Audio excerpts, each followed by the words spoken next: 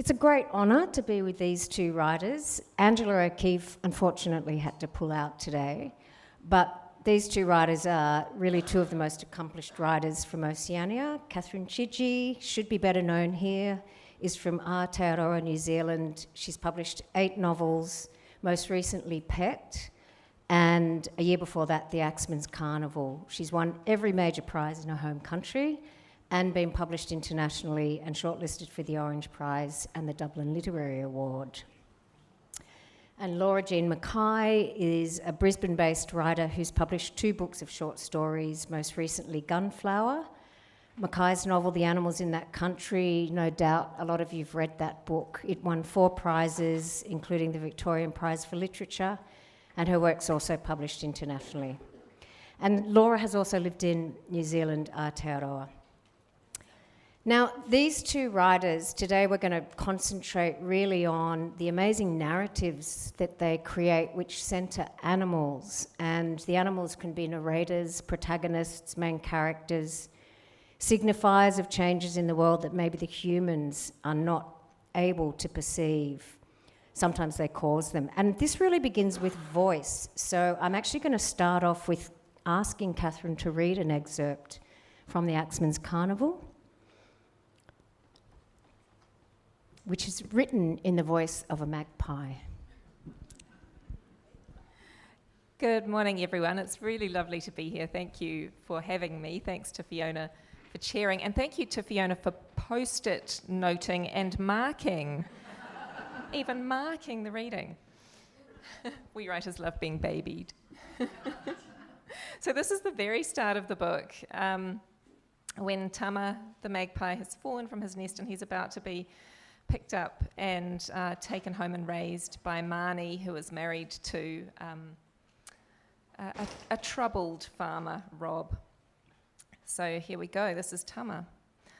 A long, long time ago, when I was a little chick, not even a chick, but a pink and naked thing, a scar, a scrap, a scrape, fallen on roots and wriggling. When I was catching my death and all I knew of sky was the feel of feathers above me, the belly of black as warm as a cloud above me. When I was blind, my eyes unsprouted seeds, my eyes dots of gravel stuck under skin. When I was a beak opening for nothing, nothing, nothing, she lifted me into her pillowed palm. My siblings cried out as she carried me away, calling from our nest high in the spiny branches. Father, Father, where are you? Come back. My mother called for him too, her voice frantic and afraid, but he, hunting for food, had left us all unguarded. That day she sang me a strange human song as she packed me into a slippery box punched with holes for air. I love you, a bushel and a peck, you bet your pretty neck I do. I'm not singing it. Then came another voice, deeper than hers, and it was a voice I knew already, a voice I remembered chopping its way up our tree and into our nest of sticks and wire and wool, shaking us in our shells. Come away, and get in behind, and Dutchy, Dutchy, you mongrel. She stopped singing to me about pretty necks then and said, you're not to touch him.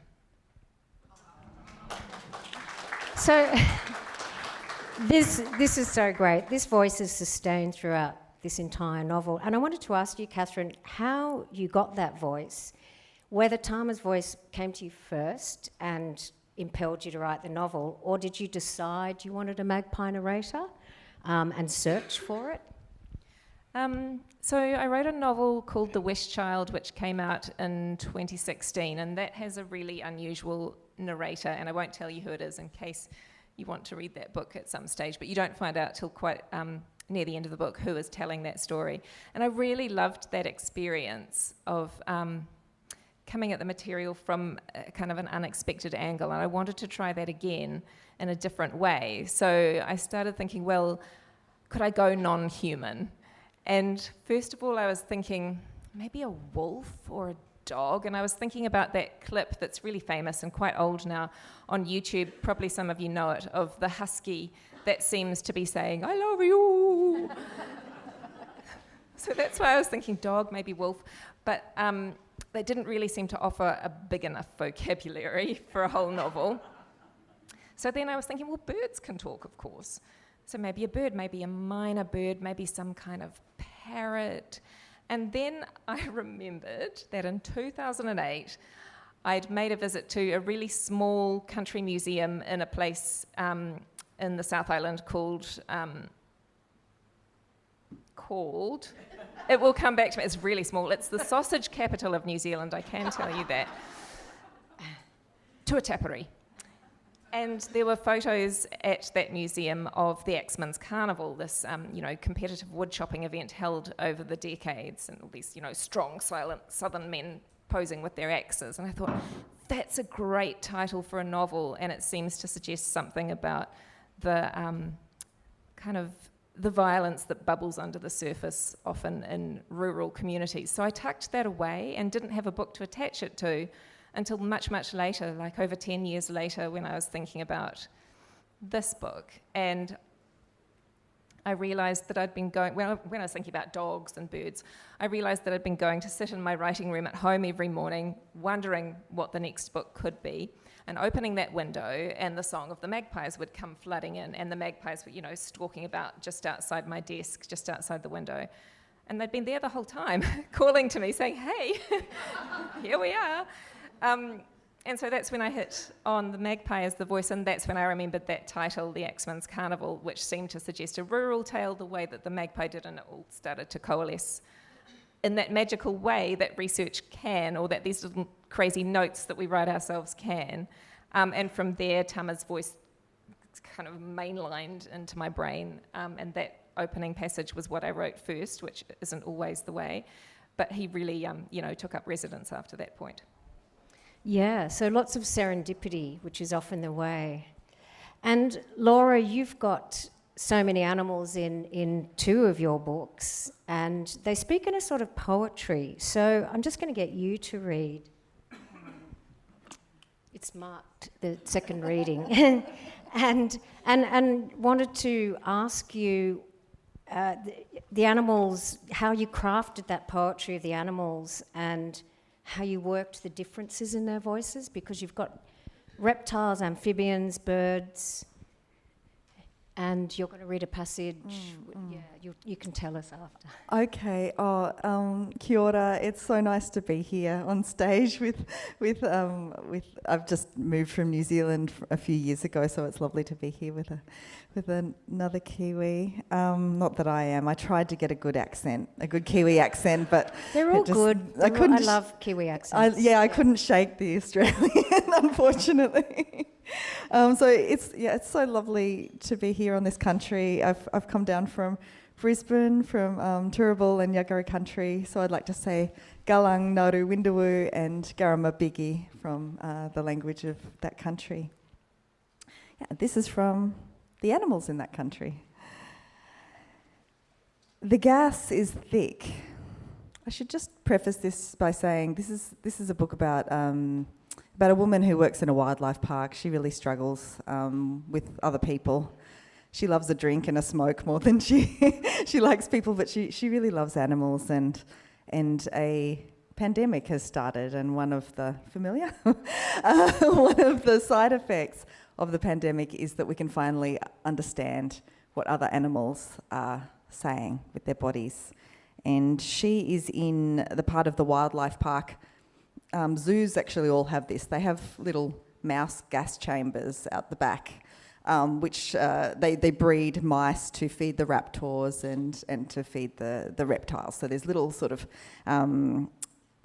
mouse centres out the back of most wildlife parks and zoos, and she's there, about to talk to the mice.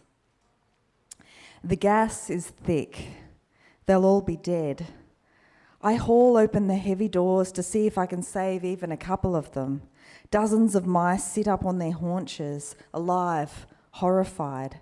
Gas rising not from the pipes, but from their bodies.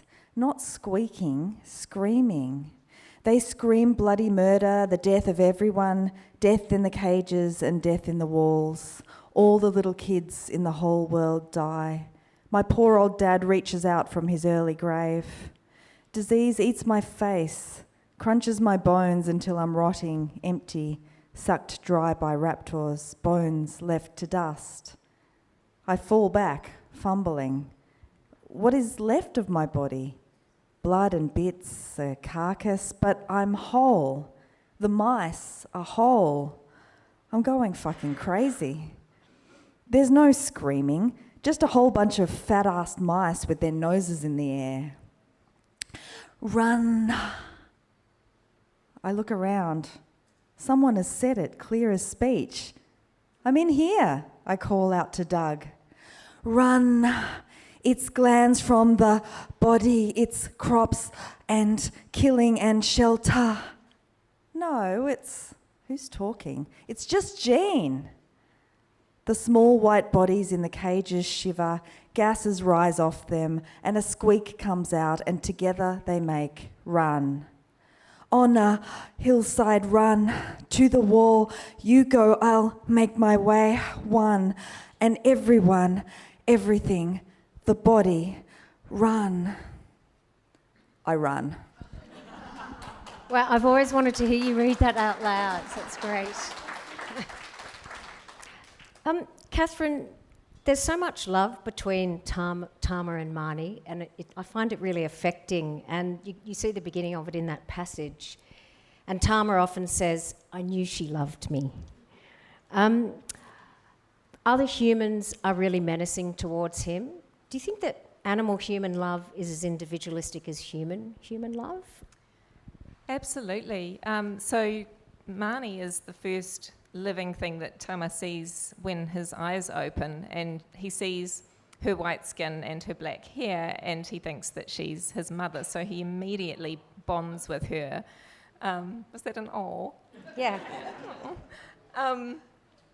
As the book progresses, he develops slightly more of an Oedipal relationship with her. He's quite a confused bird. But to Marnie, he's the child that she desperately wants and hasn't been able to have.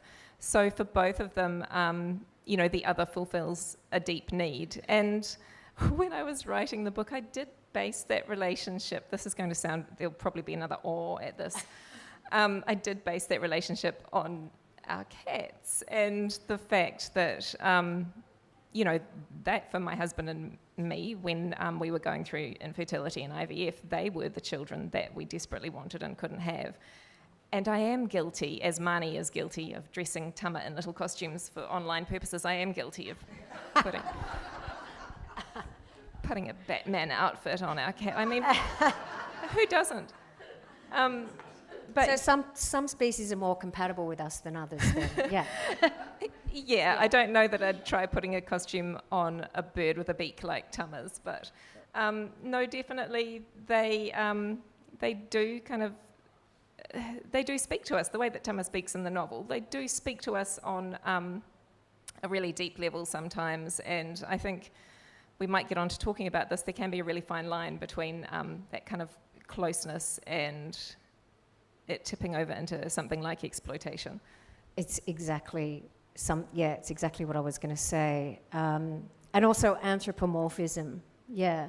And I was actually going to ask you, Laura, because you've got a PhD in animal studies, that you might have a more scientific understanding of how this works, this sort of line between domestication, exploitation, abuse. I mean, I like to think abuse is a clearly demarcated area, but... Yeah. So I really love anthropomorphism.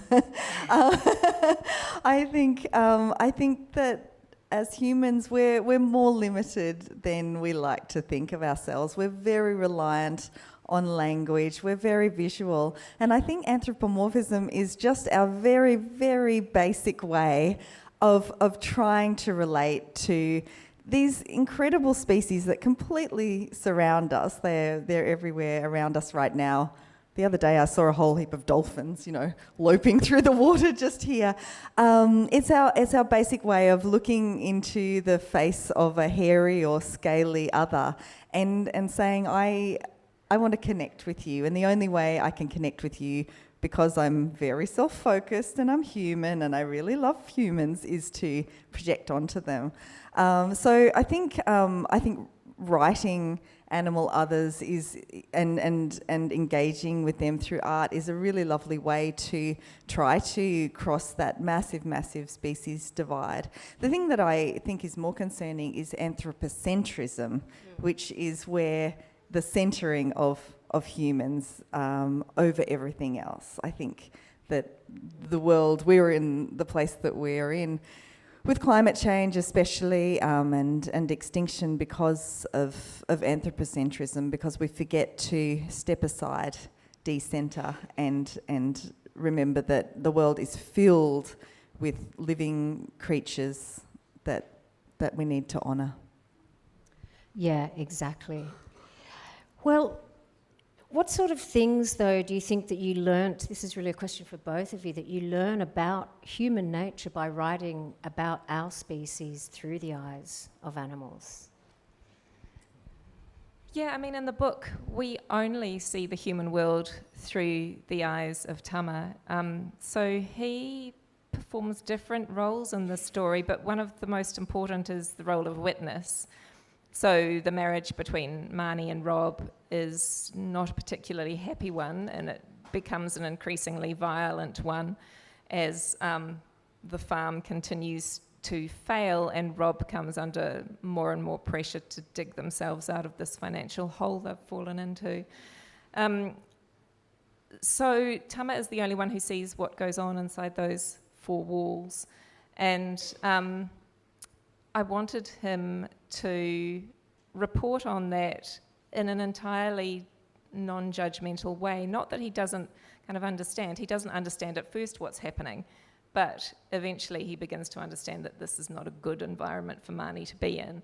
But there's not a lot that he can do about that. So I kind of just wanted him to sit on the sidelines of that marriage and to observe and report. Yeah, and that's exactly what he does. And more than that, which I'll come to later as well. And what? Yeah. Similarly, well, actually no, slightly differently in the animals in that country. The other animal world is all through the eyes of Jean, a human. So everything is mediated through her perspective. But her perspective starts to change. So she meets a chatty dingo called Sue, who has escaped from her enclosure at the wildlife park. And when she first meets Sue, Sue is calling her queen. And being a white woman, she quite likes that. She's like, oh, it's so imperial, And then when she gets to know Sue a little bit more and starts to understand Sue's body language, she realises she's being called mother, okay. And then this changes a bit and she starts getting called lickspittle and bitch and worst of all, cat. And so the more that Jean starts to get to know Sue's body language, so that changes, Jean's understanding of herself and the way that she's relating to this increasingly dominant young dingo. Well, there's a story in Gunflower where the narrator is a chicken in a cage, and it's kind of horrifying because it's in it's an industrial setting, and there's an entire park of caged animals in this book, of course. But do you think that, there's a couple of questions that this made me think of, which is, do the caged inevitably want freedom, and revenge, and also is there a kind of activism in that? There's a really beautiful concept by a philosopher called Vinciane Dupree. I can't speak French. I probably pronounced her name wrong. And she's got a book called "What Would Animals Say If We Asked the Right Questions?" And she has the idea of the right to want. And she says that every living thing has the right to want. And I think this really taps into character, and when you're writing, when you're, as the writers here would know, when you're writing a character, they need to want something on a page. Even if your main character is a plant, this plant really, wants some water. It's getting a little low here. So I really liked that idea when I was thinking about chickens, who are animals that we don't tend to like to think about. Who wants to think about a factory chook in a cage? We would prefer to separate that very much and have the eggs over here and the chickens somewhere where we can't see them. And I thought, well, this chicken has a life. Her entire life might be in this tiny little space. She's being pressed up against by other chickens. It's very noisy, it's very full on, and the lights get turned on and off depending on whether they want the chickens to lay or not. But that's her want, that's her entire existence. And she has that agency to have the right to want freedom, to want some water. And it was it's a very grim place to go to, but there's also some power in that moment of being a chicken in a cage wanting a drink of water. Yeah, well, when the sandwiches were brought backstage, the chicken sandwiches, I said no thank you. Just having read that story. Anyway, back to the magpie. So Tama flies back to his bird family occasionally, and it's not easy. It's not straightforward. And I was thinking of the metaphor of the emigrant returning home. And also the masterful way that you alter the voice of Tama, because Tama sings, and magpies actually are the most virtuosic bird, I think, in the avian family. They have an incredible range. And so the way that Catherine writes his singing, she puts it into the English language, but he sings differently with his bird family. And also the usefulness of this bird in describing a landscape. I mean, it's like what a drone does, I suppose. So how did you do that? So I was quite aware of the fact that Tama needed to have two voices in the book, and it is a book of dualities. You know, it's a book of black and white and darkness and light and the domestic and the wild and tenderness and violence. And the piece that I read just before is Tama's sort of internal voice, which is quite poetic and quite eloquent and quite musical. I did base those passages on the sound of Magpie's song with its, that kind of musicality and rhythm and repetitions and kind of circling back and rephrasing and that kind of waterfall sound of the notes. So I tried to, thread that right through those passages in his internal voice. And also, we all sound like poets inside our heads, right? Then there's his other voice, which is everything that appears within quotation marks in the book. And all of those words are things that he's heard from the human world. So online or on the radio or on the TV or Rob and Marnie or the other peripheral characters in the book saying, and he kind of regurgitates this language at often inopportune moments. Rob is increasingly convinced that he's doing this on purpose, that the bird is, deliberately taunting him like a kid in the playground who repeats everything you say. So there's that voice, and I guess there is a third voice too, where he's talking to his bird family. So Marnie brings him home when he's a really young chick fallen from the nest, and they keep him for a short period of time until Rob insists that he can't stand the bird in the house anymore. The bird has to go back to the wild. They can get as loud as jackhammers, they really can. So Marnie reluctantly returns him to the wild, and he tries to return to his family, but not entirely successfully. He sort of has a foot in both camps by that stage, the domestic and the wild, and he doesn't belong in the bird world anymore. And he misses Marnie. He pines for her. This is not a spoiler. This happens quite early in the book. So he returns home, what he thinks of his home, to the domestic world and to Marnie.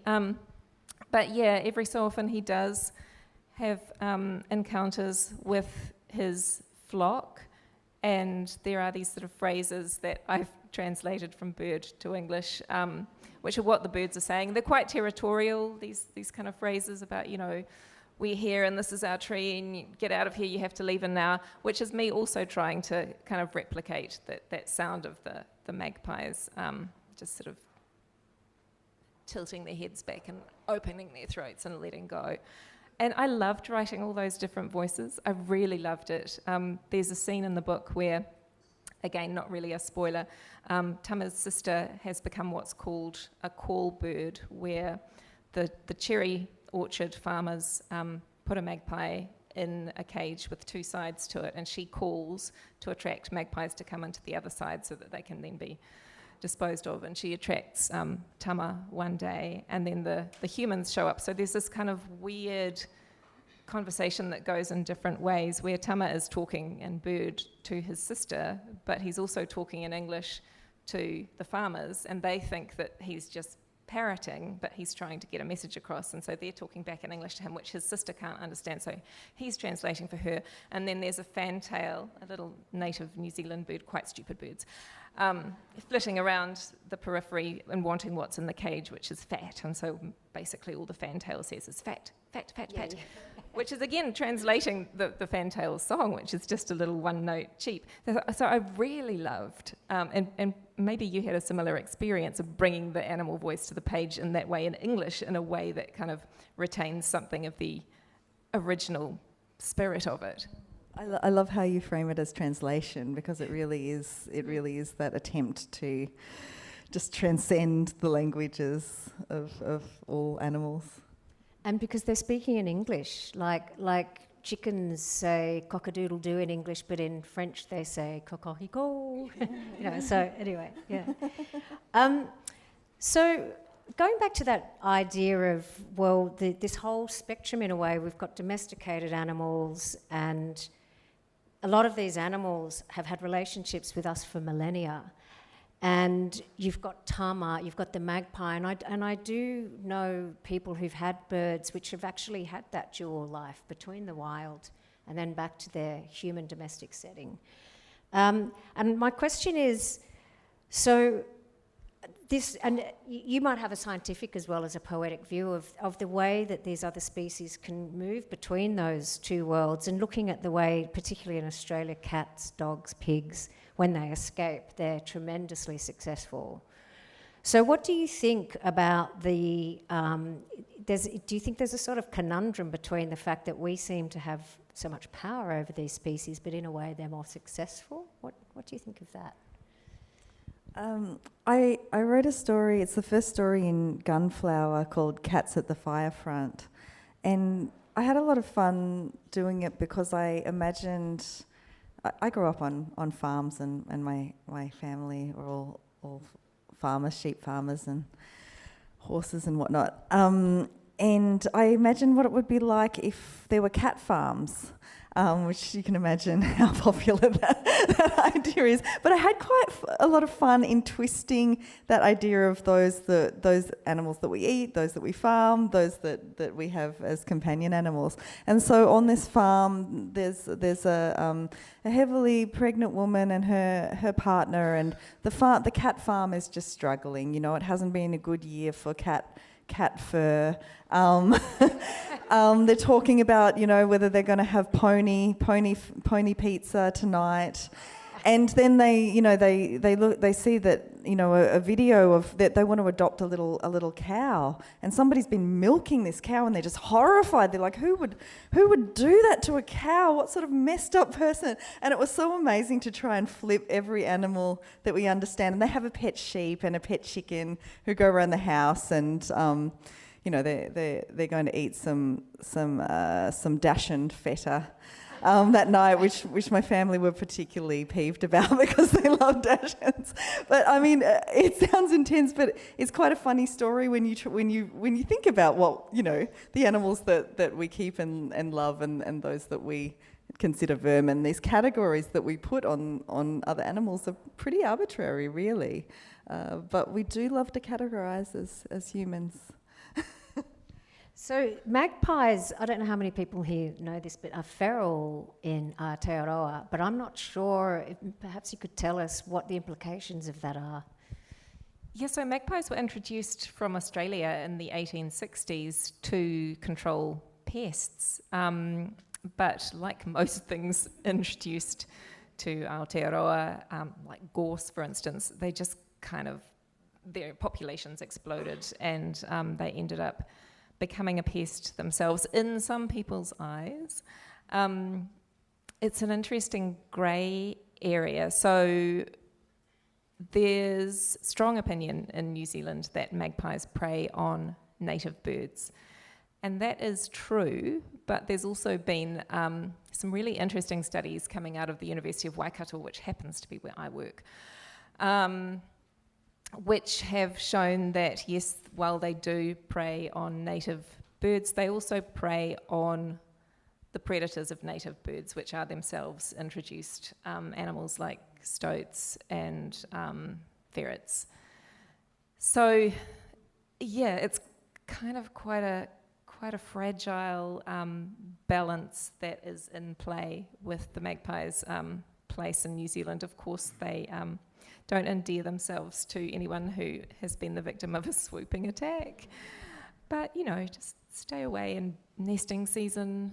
And, I love magpies. I think they're amazing. I think they're, there's something so kind of endearing about them. They seem so approachable and chatty, but there's also something a little bit sinister about them too, and I love that black and white. The power and the changing ecosystem, really, which brings me to my next question, which is that inevitably you are dealing with climate change in these books, and whether it's implicit or explicit, and which in turn is linked to colonisation. And I wonder if, as writers from the global south, Oceania, you think that we have a special insight into these things, maybe due to the alarmingly high extinction rates here. I think they're the highest in the world, in Australia anyway. And Indigenous knowledges, which also takes me back to that previous conversation we had about anthropomorphism or anthropocentrism, where it seems to me that Indigenous storytelling has an imaginative leap into the soul or the body of the animal. So there's kind of a few questions in there. Yeah, there are. That's sorry, I'll reiterate Laura, the second and the third. Thanks, Catherine. As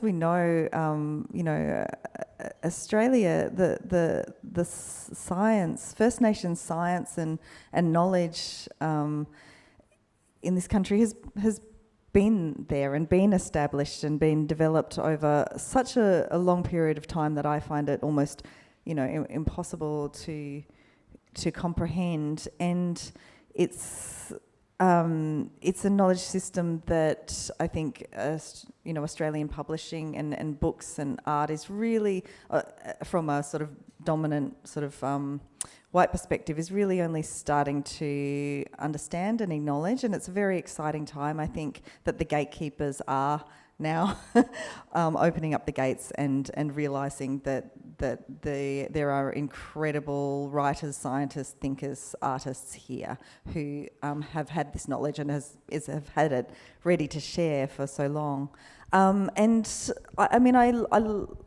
It's a very contentious place that I write from as a colonial settler in Australia. It's also a very privileged place to be able to think about colonisation in everything I do, and when I write about animals, I'm thinking about that too. Like, what are these species that are introduced, including me, and how do we grapple with this very fragile and important ecosystem that we live on? Am I answering your question? I'm not sure. Yes, you are, absolutely. I have a story in Gunflower where there's a woman, and she loves appropriating art. She's a bit she just doesn't think, and the colonial ships, these ghost colonial ships, come back. She's really having a bit of a struggle on land. People are a bit understandably annoyed with her for her appropriation of art, and she gets back on board one of these colonial ships, and she looks out over the prow and she's like, now I can see it, it's all mine. And it was quite amazing to sort of, think about the recolonisation of Australia that sort of happens over and over again in media and government and dominant culture, and have these ships. In a way, the ships just arrive every day. And it literally crashes into the land. It does. Just literally destroys. It's quite amazing, yeah. So, Catherine, what do you... So yeah, in terms of climate change, the farm in the book is in central Otago, which is a beautiful landscape, but a really harsh and unforgiving landscape. And Rob desperately watches the weather report on the news each night, praying for rain because it's been in drought for far too long. The land has also been kind of destroyed by his own bad decisions and by his father's bad decisions about what breed of sheep to farm on there, and they've chosen the wrong one. So that particular breed has been really vicious to the plants and have gnawed everything down to the point where serious erosion is happening. The winds come in and take away the topsoil, then the rabbits come in. So it's all a bit of a disaster in terms of what's happening with the changing climate, with the drought never breaking, and that's this sort of tension that's in the margins of the story throughout, and the thing that is, well, one of the things that is making Rob feel more and more on edge and more like he's going to snap. In terms of Indigenous knowledge, when I was researching stories associated with magpies, most of the ones that I came across were associated with European magpies.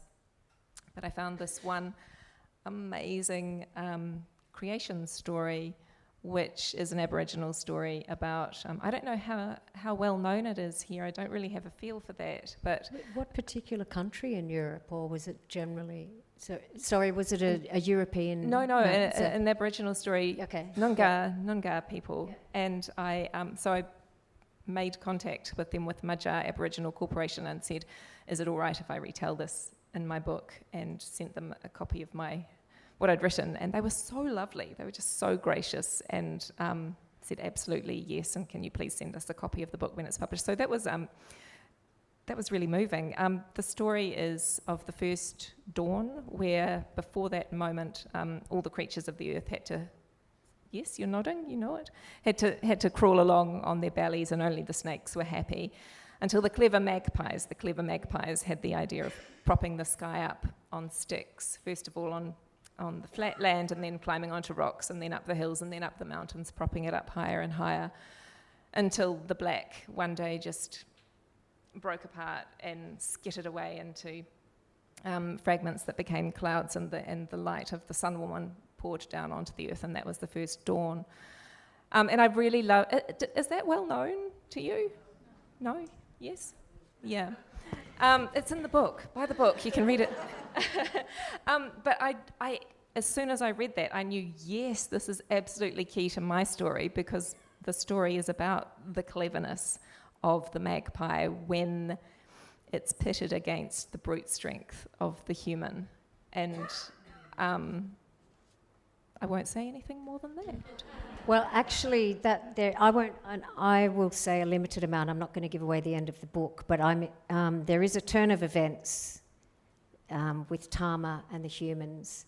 And what I'm wondering is, how much do you think an animal is capable of in intervening in human affairs? Yeah, I mean, that's a question that I kind of play with throughout the book too, is how much is Tama aware of the way that he's behaving and the things that he's saying? And most of the other human characters, apart from Mani, think it's coincidence that he's blurting out these things when he does, and he has no idea of what he's saying. He's just mimicking, he's just parroting. But Mani is absolutely convinced, as am I, that Tama knows exactly what he's saying, and he's kind of doing it often for mischievous or wicked effect, and he knows exactly what behaviour will get a rise out of Rob, for instance. And so he's the one in a lot of ways who is dialing up the tension in this household. But yeah, I did love playing with that idea of how much consciousness can we ascribe to an animal. What do you think, Laura? How much can an animal do or wants to do? Yeah. I mean, I think I really love playing with the unknowability of other animals. There was a great vulnerability in writing, especially the animals in that country, because I had this dingo character called Sue, and she arrived on the page without me creating her. She just arrived one day, and once she arrived, she made sense of Jean. Jean is a woman who's going through a bad divorce. She's having a really rough time, but at the same time, Sue, was taken from her family and put on show for the rest of her life. So she's going through a tough time too, and they're two females of their species that find each other and go on a sort of a Thelma and Louise-like road trip together. And I think in terms of change and the power of change that Sue has over Jean, it's more of a generosity. I think it comes from a very different place from the human perspective. And it was very hard for me to write a character who I never really knew. Sue has always remained a mystery to me, and it was really important that she retains a wildness that I don't think I really understand. And part of that wildness is her generosity to Jean. At one point, Jean, who's searching for her son and granddaughter, says, I'm trying to find my kin, I need to find them. And Sue, who can speak by this point, is saying, I'm here. Here's your kin, I'm your pack. And Jean is so self-focused, so we talked about that anthropocentrism. She's so focused on herself and her human relations that she doesn't see that there's this dingo saying, I'm the one, we can be a pack together. And in the end, Jean chooses herself, even though choosing humans means absolute loneliness. She just cannot get past her own self. Do you both see yourself working in a lineage, or in particular with these books, like with writers Kafka, Bulgakov, or even Rudyard Kipling is mentioned in your other book, Pet. Ovid, I thought of. Do you think of that as reference points? Not really. I tend to be quite inward-looking when I'm writing, and I think a lot of writers would feel the same, that they don't want to read anything that might influence their book while it's in that gestation period. So no, I tend not to think about those questions until after the book is published at events like these. Yeah. When you're put on the spot. Laura? I was a real magpie when I was writing this book. I mean, I was doing a PhD, so I was very much looking at other texts. Texts like Eva Hornung's Dog Boy. Have other people read that? Which is one of those books where you never look at a dog again the same after reading that book. That had come out. Kara Drondovi's Only the Animals. There were a lot of contemporary books that were coming out, and as well as the legacy of Kafka stories, Animal Farm. But I was also just taking from everywhere and doing everything that I could to try and find the animal voices. And I ended up, I'd grown up very, very closely with my grandma, and she died while I was writing the book. And so I started writing these sort of strange animal grief songs, and I hired a piano. I cannot sing or play an instrument. I started writing these strange little animal songs, and then I would, like Catherine was talking about with translation, I would take the lyrics of them. There was a moth song, and which is in here, and the moths just say, "Oh moon, and they're throwing themselves at the moon. And I would take those little translations and then put them in the book and play with them until I had some sort of animal poetry that I could work with. Interesting. So there's a through line in the Axeman's Carnival and in Gunflower. There's this thread about conception, pregnancy, miscarriage. And I wondered if you think that women's reproductive potential or vulnerabilities, in fact, friabilities, do you think that brings us closer to animals and to the animal world? Yeah, I mean, I kind of already touched on this before when I said that, we got cats when we couldn't have babies, and I definitely feel that link between Tama and the way that I feel about our cats. And Marnie has suffered a miscarriage. They have a nursery set up at their home for a baby that never came. And this is the room that Tama takes up residence in, or that the cot that Tama is tucked into. So he's very much, the resident baby in the house, and is the warm creature that Māni can focus her maternal affection on. And I guess that's the thing that really takes hold, or one of the things that really takes hold with his online audience as well, because Māni starts posting photos of him in his cot, and there's a webcam trained on him in his cot, so his followers can see him tucked under his baby blanket, and can see him, pecking at the wallpaper or pecking at the toy bear that Māni had bought for her child. So yeah, there's a really kind of clear relationship between maternal affection and kind of changing the gaze of that from what might have been and didn't eventuate to, well, okay, here's maybe the next best thing. What do you think? Yeah, so there's a story at the centre of Gunflower called Gunflower, and it's a story about a woman who's in a relationship, and she wants access to an abortion. She's in the United States, and it's Roe versus Wade has just been overturned, and so it's in the wake of the American change in reproductive rights. And what she does is she decides to go and try to access abortion on a ship. And there are ships. There's a ship called Women on Waves that goes around the world and docks in countries where reproductive rights are very difficult. And so the woman goes on the ship, and then the ship becomes lost at sea. So I had this idea I really like the idea of a ship full of women conducting abortions, being lost at sea and sort of roving around the world. And for many years I'd thought about that story, but because I'd had access to abortion, way back in my 20s, and it was no problem at all. It was just incomprehensible to me that there were still countries not only who wouldn't give access to reproductive rights, but were actively going the other way. In terms of relating to that to animals, I've been thinking a lot recently about, I guess, identifying as female and living in a cis female body, and that I think this is an animal rights issue as well, because a lot of the animals that we consume are also female bodies. The chickens, the cows, the sheep, especially the cows. It's just a fact, and I don't care whether people drink milk or not, but it is a fact that in order to get milk, we need to impregnate cows over and over and over again, take away the calves, and that's where the milk comes from.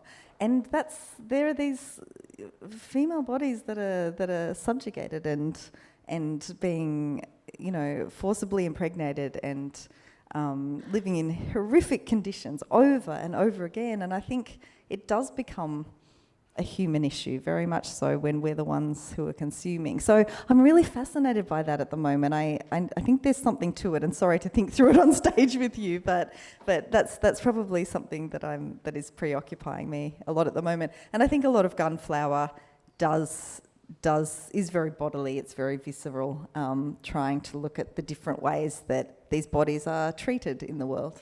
Yeah, it's very animal, it's very carnal, yeah. Okay, I think I've got time for one more question before we go to questions from all of you. And it's really a question about form, because you're such a prolific novelist, and you write short stories and novels. And I'm curious also what took you from science writing to fiction, and whether you write other forms apart from novels. Yeah. Who wants to answer first? So I've published 2 children's picture books based on one of our cats, Jiffy, and I wrote those when I was deep in writing 2 novels set in Nazi Germany, and those 2 novels combined took me about 17 years to write. So I was, engrossed in that really dark material for a long time, and I needed a palate cleanser. So Jiffy Cat Detective was born. And those books have been a lot of fun to write. I included our daughter Alice in them, and just had a great deal of joy bringing the bond between a child and their pet to the page, and no Nazis in those books at all. But I do write short stories as well when I have the time. It seems funny to say that as a novelist, that you have to find time to write something much, much shorter. Between drafts. Yeah, I do get a real kick out of completing a piece of writing, and obviously a short story can give you that buzz much quicker than a novel. So I do write short stories, although I haven't published a collection. What about you, Laura? I had a similar experience. I wrote a short story collection years ago called Holiday in Cambodia when I was an aid worker working in Cambodia, and the subject matter was very intense, and I thought, wouldn't it be fun to write about animals? And then you became a vegan. I started to stare at animals a lot and worry about them. But there, I think I really think in short stories. That's how I see the world when I write a short story. It comes out the way that I want it to. A novel for me is a bigger struggle. I find it hard to hold that big narrative in hand. And so in order to write the animals in that country, I sort of had to write Gunflower. Gunflower was written over 20 years. It's the sort of the body of my work as I work through these different themes. There is a story from Cambodia in there. There's a lot of stories about animals. There's stories about my next theme for my next novel, which at the moment is imagine me pitching this to my publisher, all of patriarchy, all of colonisation, and really, really bad hotel rooms. Sounds like I a would winner. read that. Catherine will read that. I will too. Fiona will too. Okay, let's open up to the audience. Does anyone have questions? So many questions. Surely. Come on, be brave. That was so entertaining too, wasn't it? Does anyone have any? Oh, here we go. I have a question for Laura. Do you have a favourite animal that you wrote, like from their perspective, or when you were writing their narrative, or sorry, their words or their songs? I loved writing the crocodile because I found out that crocodiles play. And sometimes they play for fun and sometimes they play for food. And it was really amazing to write, he's a captive crocodile, write this crocodile, and one of the women in the wildlife park becomes enamoured by the voice of the crocodile and goes to his cage and actually goes inside. And he's saying, I want to play with you. And she's like, oh, now that I'm looking in your toothy face, I know what that means. And the crocodile is just such an ancient animal. They found their way of being. I'm going to eat rocks so that I get equilibrium underwater. If I want to cool off or warm up, I'm going to open my mouth at the side of a bank. I love the ancient knowledge that the crocodile brings to this modern world. It's very exciting. Another question over here. Thank you, sir. I'm wondering, when you were researching your books, did you become aware that there are maybe multiple ways in which, particularly I'm thinking of the magpies, communicate, like, head tilts or a particular stance other than just their calls? Yeah, that's a good question. I immersed myself in the research of the world expert on the Australian magpie, who's an Australian woman called Gisela Kaplan. I don't know if you've come across her. Even though I don't kind of directly refer to a lot of that research in the pages, I wanted to get it absolutely right. So just talking about playing, she's written a lot about juvenile magpies and the way that they play with each other and the kinds of games that they play. So I brought that to Tama's relationship with his sister, where they swap leaves with each other, or they wrestle, or they bump breasts, to kind of communicate to each other that you're my kin, you're my family. I also became absolutely fascinated by her research into, I guess it's not so much communication as the way that magpies see the world. So they have laterally placed eyes and can see two things at once. And I do kind of weave that into the book as well, again, into that story of dualities and of Tama kind of being able to look at two different things at once.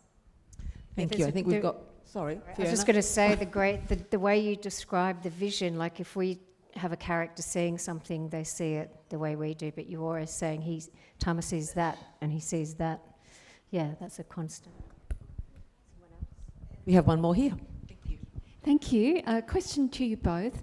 Is there an animal that you would wish you could have written about, and also one that you could never write about? Thanks.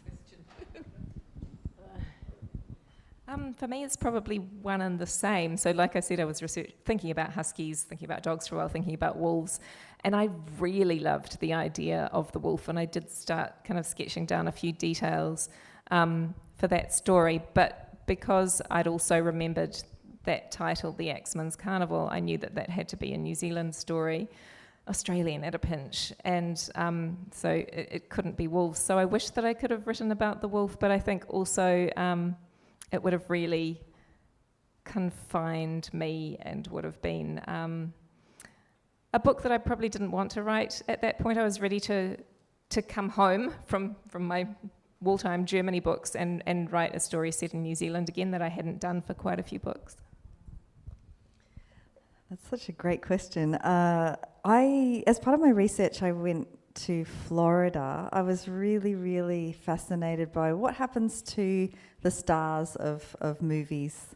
The chimpanzee and orangutan stars of movies once they've finished being stars. So when they're stars on movies, they're usually little, but suddenly they grow into these full-size, chimpanzees with the physical strength of 3 times us, and they often get sent to roadside zoos and to be experimented on in universities. And there's a sanctuary in Florida, the Centre for Great Apes, and who finds these stars and gives them a retirement home. And humans it's not really open to humans. I had to get special permission. And I went in there and I got to the cage where Michael Jackson's old companion Bubbles. Do you remember Bubbles? Bubbles is alive and well and living in Florida. And Bubbles can pick up a little bit of poo, and he hates paparazzi. And if you happen to raise your camera, which I did, he can aim it, get it through the bar, and get your camera right in the face. The person I was going to say, the other chimpanzee in that enclosure is a chimpanzee called Ripley. And I was just there and I looked at Ripley. And when you see someone, say, at a festival and you're like, I know their face. I just know them. Where do I know them from? But it's actually a future friend. It's someone that you just connect with. Me and Ripley had that thing. We just looked at each other and we're just like, do I know you? And it was quite intense, and Ripley hasn't made it into any of my books. I find it hard to write about him, but every time I write about an animal, there's that moment where I'm going, I'm going to squeeze this in because possums, of course, are another feral animal in New Zealand, at the Australian brush-tail possum, I think, or is it the ringtail? The brush. It's the brush tail. The brush tail. We have this weird thing where akubra hats, which were really pioneered in Australia because rabbits were feral. That's the rabbit thing. No, I was thinking... But when people are using possum fur here, because we're not allowed to cull our native animals, we import it from New Zealand. I was just wondering, what did you think? I know a Wiradjuri artist who makes stuff with possum fur. Yeah, anyway... what do you think of that? And the other thing is, how different do those animals, like the possum and the magpie, become in Aotearoa? I think it's horrendous. I can't bear it. It's, the souvenir shops are bulging with, gloves and scarves and hats that are merino blended with possum, and I think it's grotesque. I love possums. I think they're gorgeous. I mean, yeah, they are pests like the magpie as well, but no, I could never wear anything that had possum fur in it. I have, my partner is from New Zealand, and I have New Zealand whānau family. And my mother-in-law, when she first met me, said, "So, do you eat possums, right?" And I was like, "Oh no, they're a native animal." She was like, "Yeah, but when do you eat them?" Like, no. She was just like, "So," but Australia's filled with possums. You must eat them at some point. Well, we're out of time now, I think. So. On that note, sorry. Having lived in New Zealand too, I found it very warm though, the possums. I have to admit, I do have possum fur gloves from New. Yes, I know. And then I Lucky feed I my said that possums. right at the end of it. I think that was just one of the best sessions I've ever been to. That was so good. A little bit gross, but great. Please thank our three wonderful guests. Thank you very much.